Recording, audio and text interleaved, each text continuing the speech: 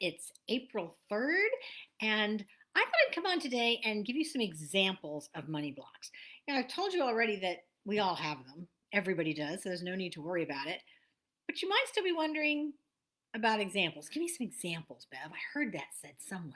So I thought I would do that today. You know, Money blocks, basically what they are, is they're the negative thoughts and beliefs that you have about money, about your ability to earn money, your ability to keep money. That's basically what they are. So some of them are fears. They're fears of failure. You don't do anything to make extra money. You don't, apply for a promotion. You don't create your own business. You don't go out and seek business because you're afraid of failure or you're afraid people will reject you. And the whole point is, that first of all, everybody fails. You know the old story about Einstein, 999 ways that the light bulb did not work. So that's what you have to think about it as. Instead of thinking about it as failing, which I know is something our society has taught, we need to change that around and think of it as finding ways that didn't quite work and then tweaking them. See what we can learn from trying it. If we all gave up when we first tried to learn how to walk, we'd all still be crawling around. Okay? And believe me, in giving you this list of examples, I'm not saying that you can change them that quickly. It is a simple process, but not magical and easy like that. Another fear is fear of success. We have the fear of success because if we do achieve our goals, how does it make our life change? Will people be jealous? Will people want things from us? We start to wonder these things. So that's the fear of success. There's also simply the fear of change, which should mean progress, but it's the fear of coming out of our comfort zone. Those two go together because we are comfortable wherever we are right now. We're comfortable. Even if we're complaining about it, we're comfortable because we know that situation. And reaching our goals means doing a little bit different to achieve them every day, doing something a little different every day to achieve them. And then there's that difference of now we've achieved it, what happens? Accolades, kudos, new people in our lives, all changes, so we're not really sure. There's also the fear of not being enough, not being tall enough, short enough, fat enough, thin enough, smart enough, not smart, too smart, um, of being in a crowd, not being in a crowd, being an extrovert, not being an introvert, all those different things of not being enough for other people. And there's the fear of more taxes. The more money you make, the more taxes you pay, right? We'll turn that around. The more taxes I pay means the more money I'm making. Okay? Because paying your taxes, I don't understand why people worry so much about them because paying your taxes is a privilege. It's your, I look at it as kind of your rent for living wherever you're living, whether it's in a particular state, a particular country. It's your payment, your rent for being able to live in that place. So think of it that way. And again, we can talk about that more. There's doubts where you're doubting your own abilities. You're doubting if you can maintain extra income. If you get it, what will you do with it? Will you be able to save it? Will you just blow it? Will you waste it? I mean, what is it? Over 85% of lottery winners are worse off 3 years after winning the lottery than they were before they won the lottery because they had money blocks. They didn't know what to do with it. And one of those was, with many of us, is the fear of losing everything that we gain and then people laughing at us and going, won all that money, blew it. Earned all that money, blew it. Had this great business, blew it.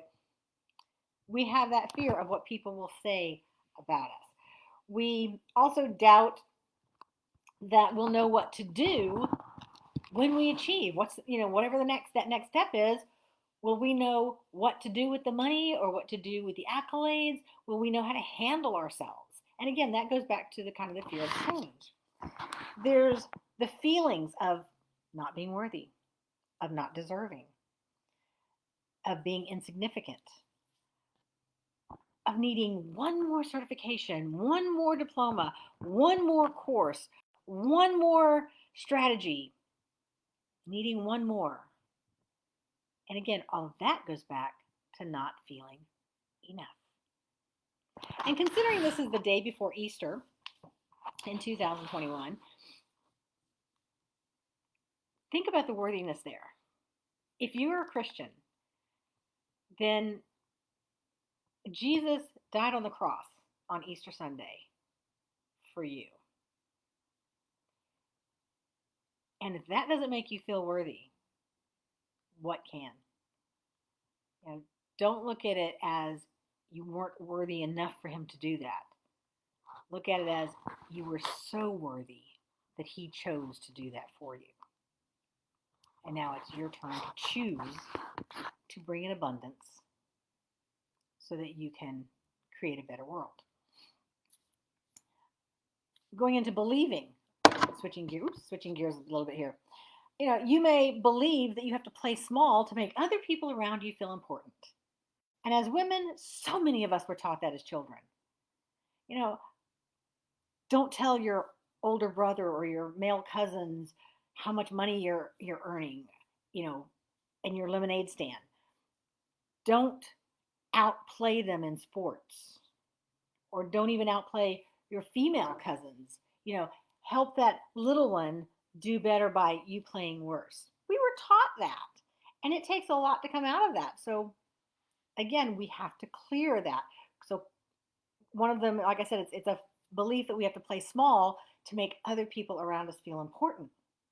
And part of what goes along with that is that we were told it's better to be nice than it is to be important. All goes together. We've been told that the past and our past failures is indicative of our future and whether or not we'll be successful or not. It's not. We were supposed to have learned from those past failures. So, there's a difference there. Some of us believe that the stars are aligned against us. The universe is against us. If it were meant to be, it would be easy. And if it's meant to be, I got to work super hard to do it. Now, how can both of those be in the same thing? But they are. They're both there. We believe them both. We get these beliefs of, oh, there's already so many other people doing that.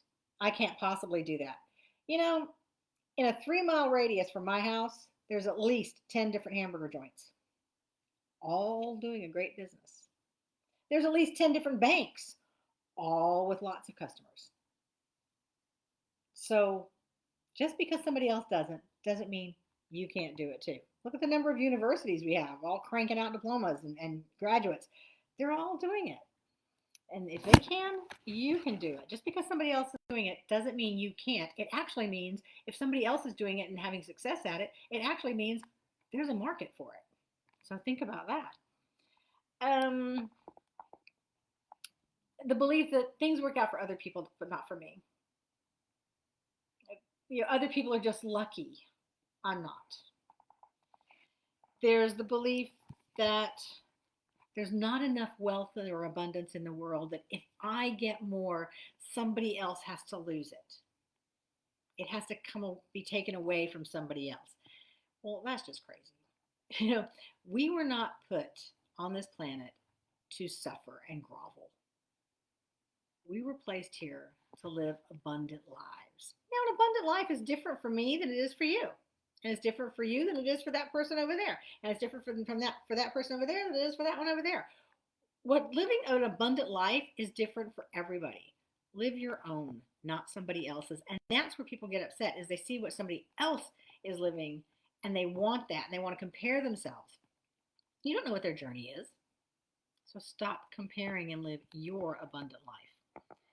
We also sometimes think that other people have to suffer, or we have to suffer, and that people in your industry don't make any money. I'm a former English teacher.